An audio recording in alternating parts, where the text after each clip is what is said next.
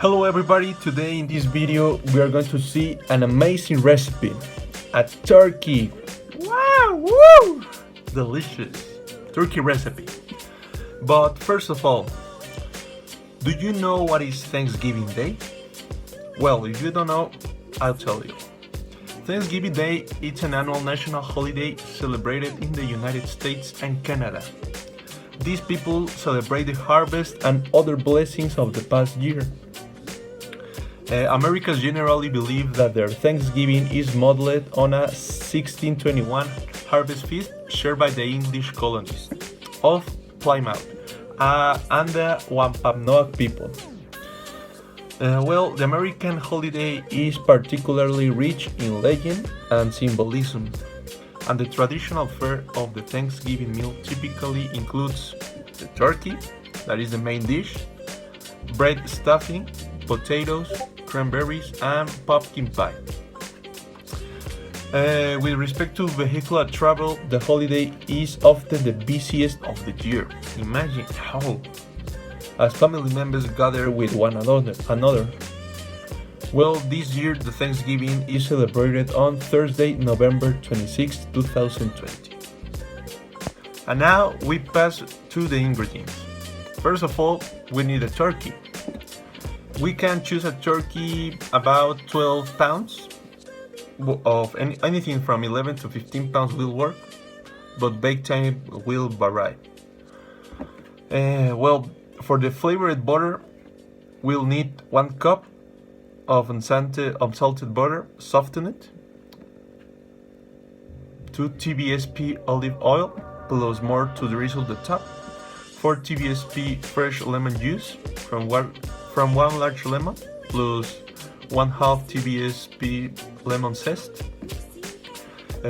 Also we need 3 large garlic cloves pressed, 1/4 cup freshly chopped parsley, 1/2 TBSP salt, I recommend you sea salt, and 1/2 TSP black pepper freshly ground. Well, for the turkey stuffing, we need 1 large onion, quartered, non-peeling, 4 garlic cloves, halved, non-peeling, obviously, 1/2 bunch parsley, and 1 lemon, quartered. Well, what we'll need? We will need kitchen string, a heavy duty foil, a heavy rusty pan that accommodates our bird, but isn't oversized up to temperature proof, to ensure a fully cooked turkey. Well, now our required prep for roasted turkey recipe. If using a frozen turkey, defrost it in its plastic bag in the refrigerator for 3 days prior to roasting. Okay. Remove turkey from fridge about 30 minutes before you start working with it. If the turkey is closer to room temperature, it will bake more evenly. We need to remove the neck and back of giblets from the turkey. Also, pat dry turkey with paper towels. Let the turkey sit in over paper towels to soak up any excess water from the turkey. We need to fold the wings behind the turkey. If you don't, they are the quickest to scorch and dry out. So pay attention in that. Now for seasoning, stuffing, and typing up a turkey. Season inside of the turkey cavity generously with about 1 TSP salt and 1/4 TSP pepper. In a medium bowl, combine 2 sticks softened butter, 2 TBSP olive oil, 1/2 TBSP lemon zest, 4 TBSP lemon juice, and 3 pressed garlic cloves. 1/4 cup chopped parsley, 1/2 TBSP salt, and 1/2 TBSP pepper. Mash and stir with a fork until well combined. The lemon juice doesn't easily stir into butter, but keep mixing and it will happen after a few minutes. Now, for the next step, we need to separate the skin from the turkey breast by pushing your fingers under the skin. Do this from the front and the back of the turkey, being carefully not to tear the skin. The next step is to stuff The next step is to stop 2/3 of the butter mixture under skin. Spread the butter around by massaging over the top of the skin. This butter keeps the turkey breast tender, juicy, and provides rich flavor. Oof! Well, the next step is to rub remaining butter over the outside of the turkey, the breast, the legs, and the wings. Drizzle all over the top of the turkey with olive oil and generously season with salt and pepper. It sounds really good. The next step is to stuff the turkey with quartered onion, 4 half garlic cloves, 1 half bunch parsley, and quartered lemon. We need to tie the turkey base and legs together, crossing the legs to better close up the turkey cavity. Plus, it looks extra fancy on the table. Now, for roast the turkey, we need to preheat the oven to 430 degrees Fahrenheit on the bake mode.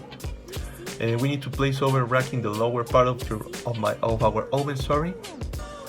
This ensures that our large turkey roasts in the middle of the oven and keeps the turkey breast further from the top heating element.